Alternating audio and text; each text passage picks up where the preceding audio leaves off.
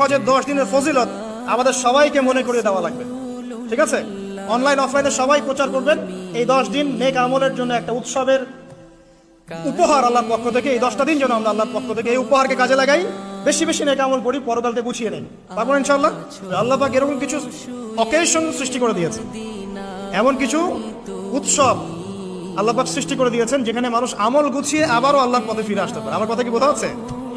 ঠিক এরকমই একটা উৎসব হচ্ছে, একটা অকেশন হচ্ছে আমলের উৎসব, সেটা হলো এই জিলহজ মাসের প্রথম 10 দিন।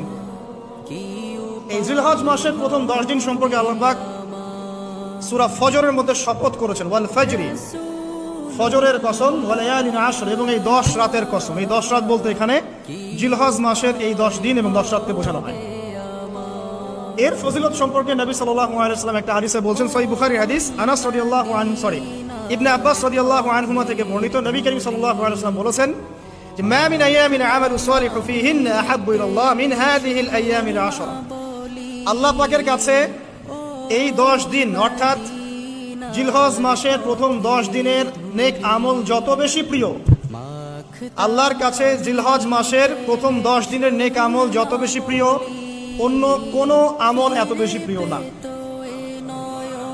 অন্য কোনো আমল, এটা বুঝতে গিয়ে সাহাবায়ে কেরাম প্রশ্ন করছেন, ক্বালু, তারা বলছেন, ইয়া রাসূলুল্লাহ, হে আল্লাহর রাসূল, বলুন সাল্লাল্লাহু আলাইহি ওয়াসাল্লাম, ওয়ালাল জিহাদু ফি সাবিলিল্লাহ, আল্লাহর পথের জিহাদও কি নয়?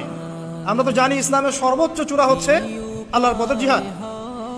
তো নবী সাল্লাল্লাহু আলাইহি ওয়াসাল্লাম বলছেন, ওয়ালাল জিহাদু ফি সাবিলিল্লাহ, আল্লাহর পথের জিহাদও নয়, আল্লাহর পথের জিহাদও নয়, ইল্লা, তবে ওই ব্যক্তির কথা ভিন্ন, রাজুলুন খারাজা বিনাফসিহি ওয়া মালিহি ফালাম ইয়ারজি মিন যালিকা বিশাই, কোন একজন ব্যক্তি যে তার জান এবং তার মাল নিয়ে আল্লাহর পথে বেরিয়ে গেছে, তারপরে কোনো কিছু নিয়ে সে ফিরে আসতে পারে নাই, মানে সে শহীদ হয়ে গেছে, এই ব্যক্তির কথা ভিন্ন।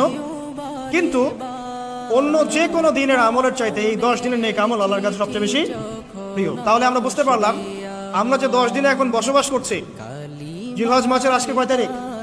1 তারিখ। এই যে আল্লাহ পাক নিয়ামতের সাথে আমাদেরকে বাঁচিয়ে রেখেছেন, এই 10 দিন আমল করার সুযোগ দিয়েছেন, এই কৃতজ্ঞতা স্বীকার করে আমরা কিন্তু শেষ করতে পারবো না, পারবো না।